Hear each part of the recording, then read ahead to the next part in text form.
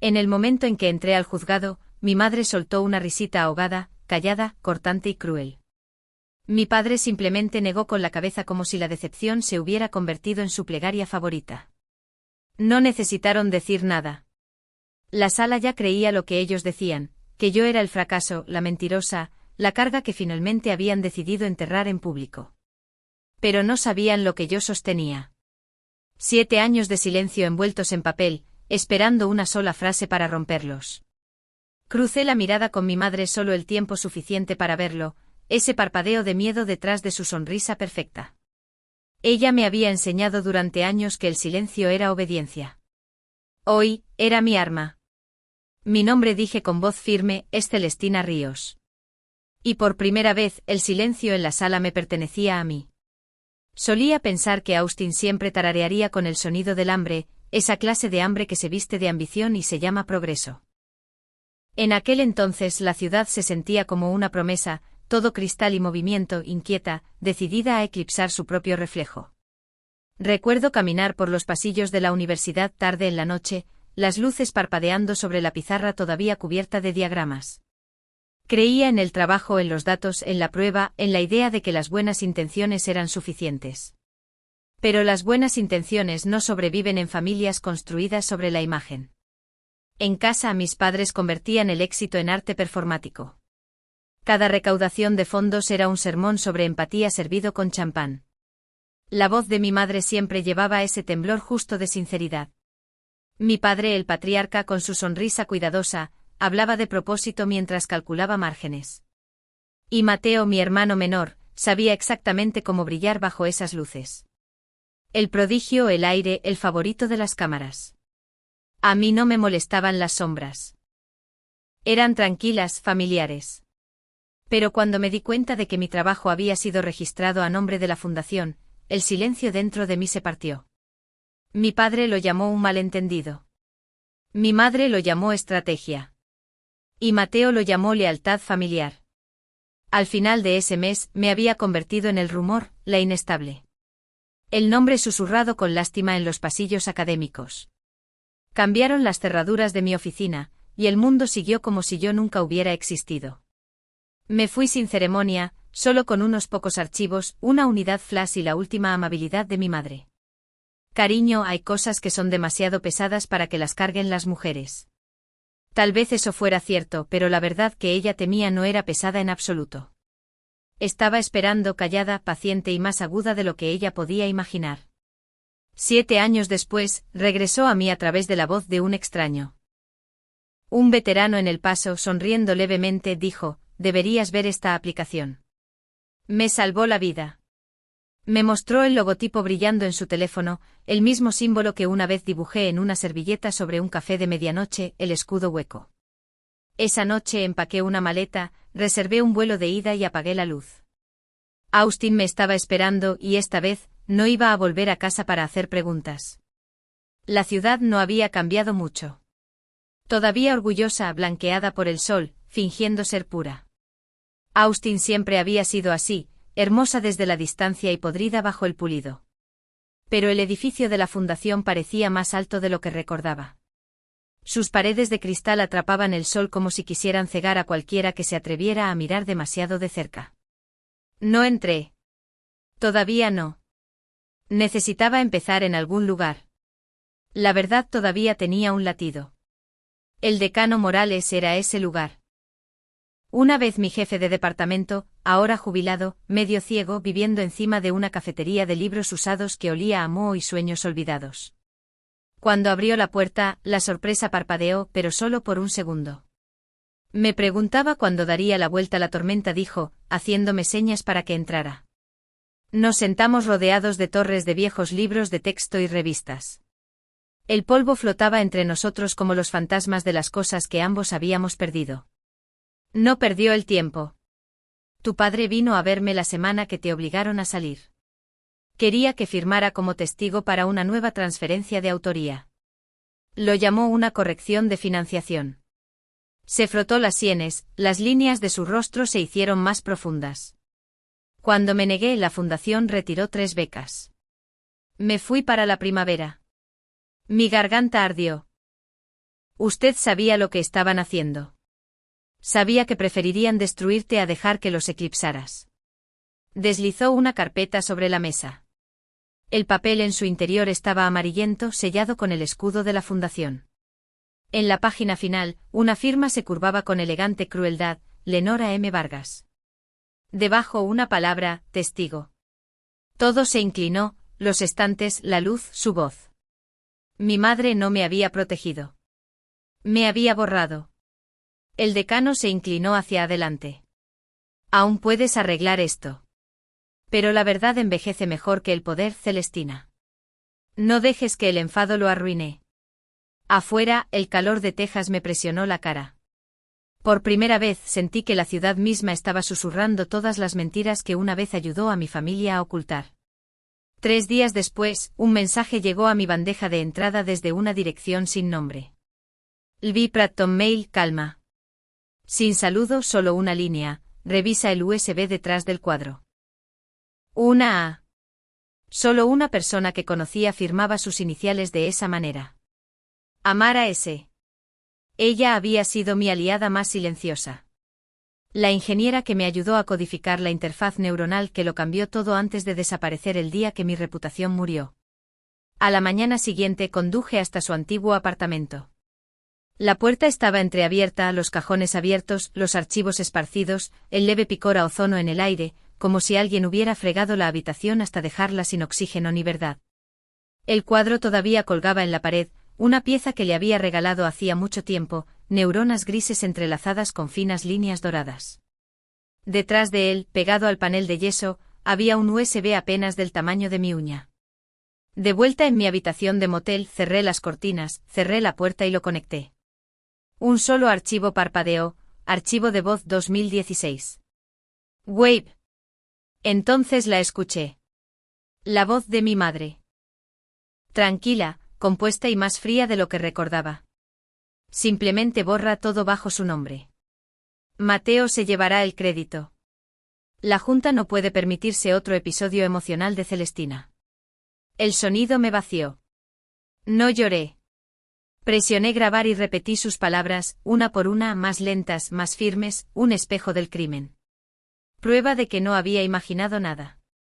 Intenté llamar a Amara. La línea estaba muerta. Al anochecer, una camioneta negra apareció al otro lado de la calle de mi motel. Su motor funcionó durante horas. Faros atenuados, pero vigilando. Sabían que había vuelto. Hice una copia de seguridad del audio en 3 unidades en la nube, etiquetadas cada una como verdad, y escribí en una tarjeta: la paciencia es poder. La metí en mi cartera junto a la foto de mi abuelo, el único Vargas que alguna vez creyó que la integridad valía más que la imagen. Esa noche me acosté despierta, mirando el techo, el zumbido de ese motor todavía en mis oídos. Pero por primera vez en 7 años no tuve miedo porque ahora tenía su voz, y mi silencio finalmente tenía dientes. El salón olía a madera pulida y mentiras. Me paré en la parte de atrás mientras Mateo subía al escenario, sonriendo bajo la pancarta: revolucionando la terapia para el TEP a través de la tecnología. Cada diapositiva reflejaba mi trabajo antiguo, mi mapa neuronal, mis códigos de color, incluso mi etiqueta de variable todavía brillando en la esquina: C. Ríos Alfa. Caminé hacia adelante tranquila y firme. Disculpe, dije, mi voz resonando a través del micrófono. ¿Podría el Dr. Vargas compartir su fuente de datos original? Las cabezas giraron. Mateo se congeló. Las perlas de mi madre brillaron como luces de advertencia. Seguridad. Ella chasqueó justo cuando el proyector se dividió, mostrando 2 gráficos idénticos, uno de mi tesis, otro de su aplicación. Jadeos recorrieron la sala. Mateo tartamudeó. Esa es una versión preliminar. No, dije. Esa es mía. La transmisión se cortó. Un silencio cayó pesado. No me resistí cuando los guardias me escoltaron. Mi madre siguió sonriendo, pero sus nudillos estaban blancos. Afuera, la luz del sol golpeó como la verdad. No como victoria, sino como gravedad. Esa noche mi teléfono vibró. Reúnete donde solías enseñar. PH. El edificio de psicología olía a tiza y viejos fantasmas. Patricio Soto me esperaba junto a mi antigua aula, mi exalumno, ahora abogado federal. Me entregó una carpeta marcada Investigación Federal, Fundación Vargas. Usaron tus credenciales para subvenciones gubernamentales, dijo. Con tus datos puedo probarlo. Le conté sobre Amara, la grabación, la camioneta. Su rostro se endureció. Están borrando evidencia. Si estás lista, llevamos esto a la Corte Federal. Puse a grabar. Mi nombre es doctora Celestina Ríos. Mi trabajo fue robado y enterrado bajo el nombre de mi familia.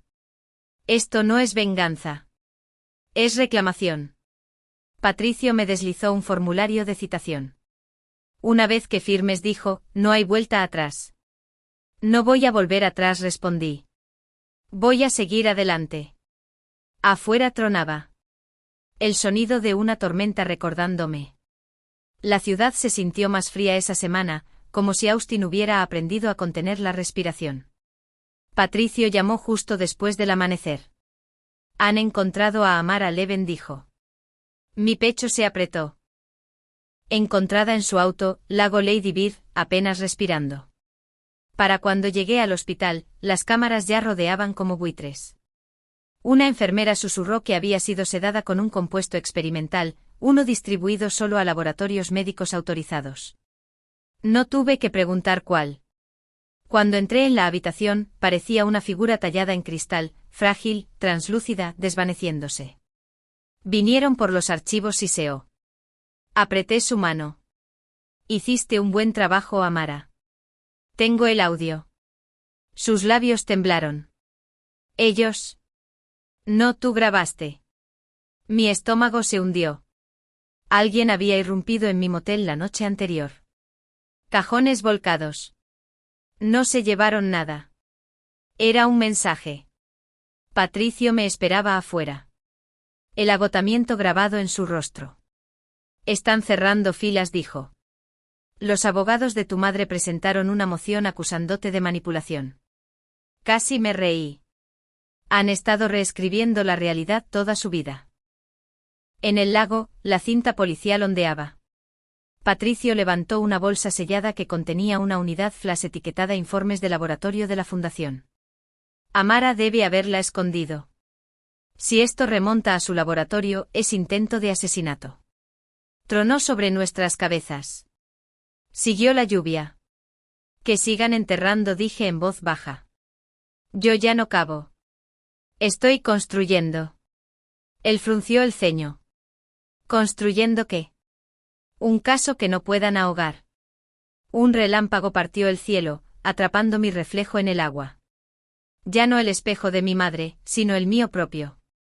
2 días después, un sobre se deslizó debajo de la puerta de mi motel. Blanco, pesado, con la letra de mi madre. Dentro un cheque de caja por $2 millones y una nota escrita con esa misma elegancia cruel. Detente con esto, Celestina. Vuelve a casa. Reescribiremos la historia esta vez a tu favor. $2 millones. Eso era lo que ella pensaba que valía la verdad. Le di la vuelta y escribí 3 palabras, ustedes ya lo hicieron.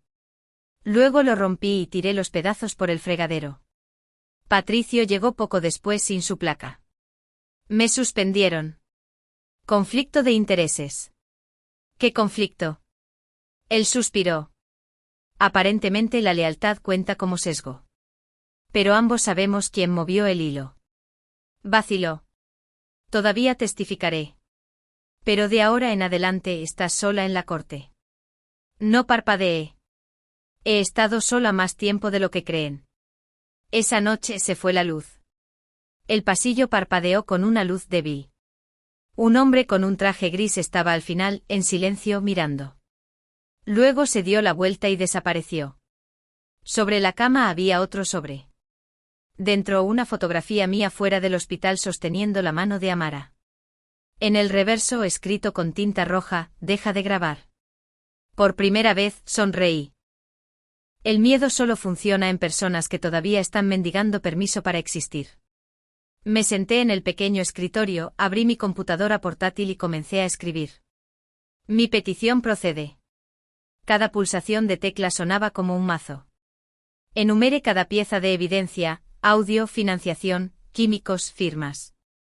A las 3 de la madrugada, susurré a la oscuridad. Usted me enseñó el silencio, madre, pero no a usarlo para mentir. Subí todo a 3 unidades cifradas, etiquetadas verdad, prueba y paciencia. Luego levanté mi vaso de agua como un brindis. Por el silencio murmuré. El tipo que finalmente hace ruido. El juzgado olía a mármol y desinfectante, una pureza estéril destinada a ocultar la decadencia. Los reporteros se agolpaban en los escalones, susurrando mi nombre como una sentencia a punto de escribirse. Doctora Celestina Ríos, la hija que demandaba a su propia sangre. Adentro el aire zumbaba con una tensión silenciosa. Mis padres se sentaron en la mesa de la defensa, majestuosos y ensayados. Las perlas de mi madre brillaban como armadura.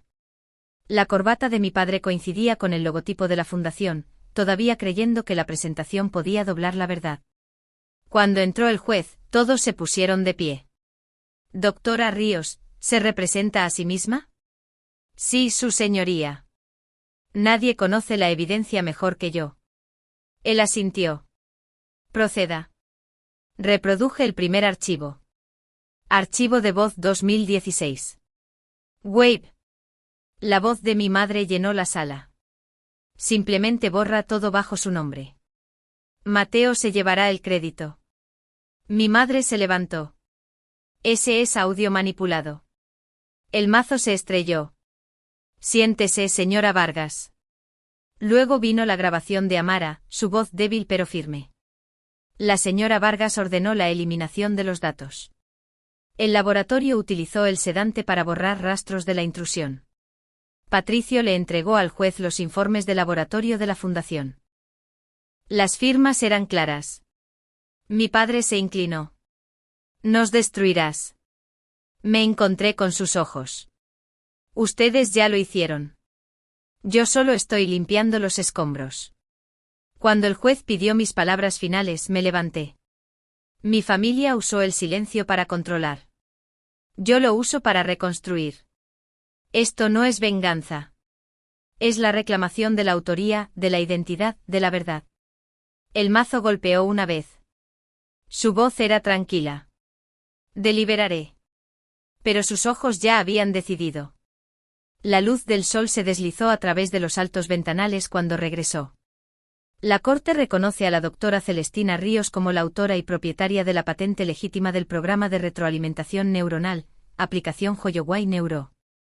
La fundación bajo Ricardo y Lenora Vargas es culpable de fraude, falsificación y obstrucción a la justicia.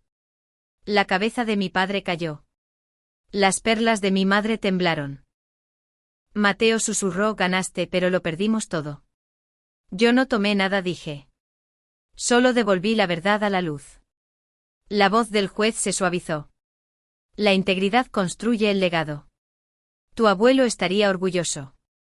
Entonces cayó el mazo. No como castigo, sino como liberación. Los reporteros gritaron. Las cámaras destellaron. Doctora Ríos, ¿cómo se siente vengarse?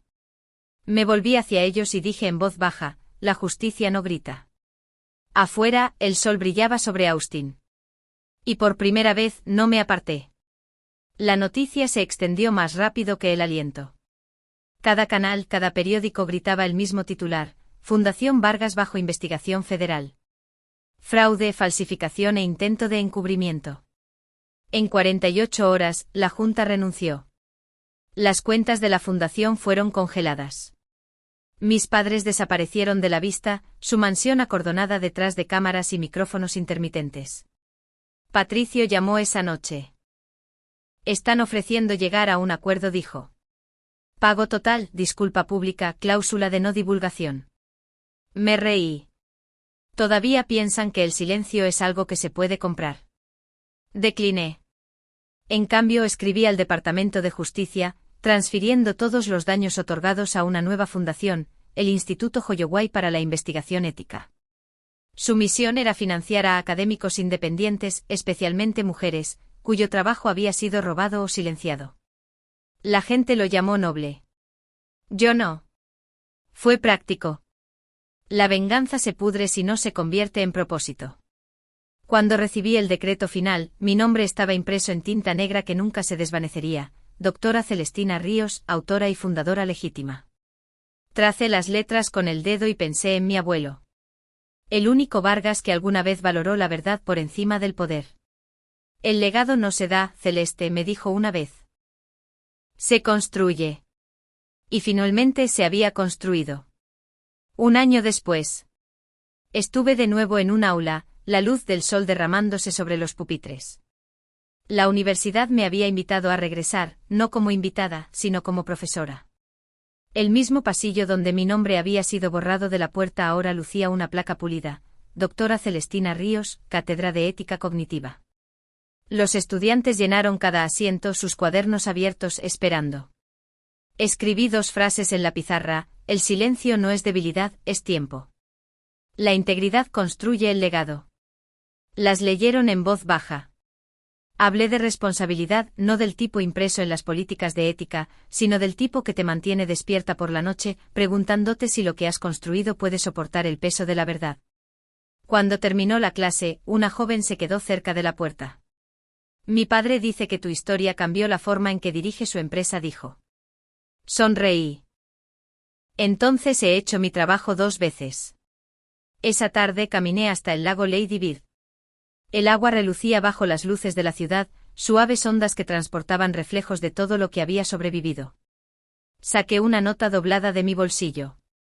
La letra de mi madre: deja que los hombres se encarguen. La dejé caer. El papel flotó y luego se hundió bajo la superficie plateada. Algunas historias no terminan con aplausos. Terminan en silencio. Y a veces ese silencio habla más fuerte que la victoria. Han pasado 2 años desde el veredicto. Austin ha aprendido a perdonar el nombre Ríos. O tal vez solo está fingiendo. A la ciudad le encantan sus historias ordenadas y redentoras, como si la justicia pudiera doblarse en nostalgia. El antiguo edificio de la fundación ya no existe. En su lugar se alza el instituto, su emblema tallado en la fachada de piedra. Un círculo abierto único. Sin iniciales, sin ego, solo espacio para la honestidad, para la reconstrucción. Cada mañana conduzco por el puente de la Avenida Congress, la misma carretera que una vez tomé para huir de esta ciudad. Ahora me lleva a casa. El horizonte se ve más suave de alguna manera, menos como juicio, más como memoria. A veces me detengo en el juzgado. Los escalones de mármol siguen ahí frescos y blancos bajo el sol de Texas. Todavía puedo escuchar el eco más tenue si escucho el susurro de la risa de mi madre de aquel día, cortante y ensayada. Pero debajo de ella ahora ha echado raíces otro sonido, mis propios pasos, firmes, seguros. La gente todavía pregunta si los he perdonado. Les digo, el perdón no se trata de dejarlos ir. Se trata de dejarme vivir a mí. La ira se quema demasiado rápido para construir una vida a partir de sus cenizas. La paz, he aprendido, es más lenta, pero perdura. Por la noche enciendo una sola vela junto a mi ventana, tal como solía hacer mi abuelo cuando se quedaba hasta tarde marcando papeles. Su brillo parpadea contra el cristal, reflejado en el lago de abajo. Pequeños fragmentos de luz dispersos como la verdad, rotos pero todavía brillantes.